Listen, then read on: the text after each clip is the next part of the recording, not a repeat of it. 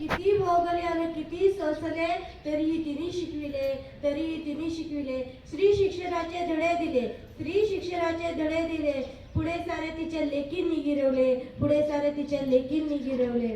सूर्याप्रमाणे तेज दिसणारे माझे व्यासपीठ, चंद्राप्रमाणे चमकणारे शीतल छाया देणारे गुरुजन आणि चांदण्याप्रमाणे चमचम करणाऱ्या माझ्या मित्रमैत्रिणींनो, नमस्कार. माझे नाव रोशनी आहे.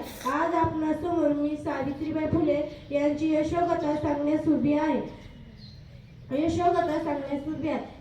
ज्ञानज्योती सावित्रीबाई फुले या भारताच्या पहिल्या शिक्षिका होत्या. त्यांचा जन्म 3 जानेवारी 1831 रोजी सातारा जिल्ह्यातील नायगाव येथे झाला.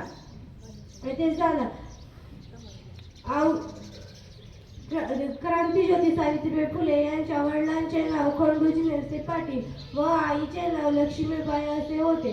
वयाच्या अवघ्या 9व्या वर्षी त्यांचा विवाह ज्योतिबा फुले यांच्याशी झाला. विवाहानंतर ज्योतिबांनी सावित्रीबाईंना लिहायला वाचायला शिकवले. क्रांतीज्योती सावित्रीबाई फुले आणि ज्योतिबांनी 1 जानेवारी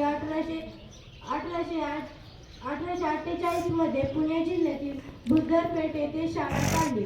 जाता जाता एवढेच म्हणे, समाजाला जनी दिली ज्ञानाची सावली, धन्य ती क्रांतीज्योती सावित्री माऊली, धन्य ती क्रांतीज्योती सावित्री.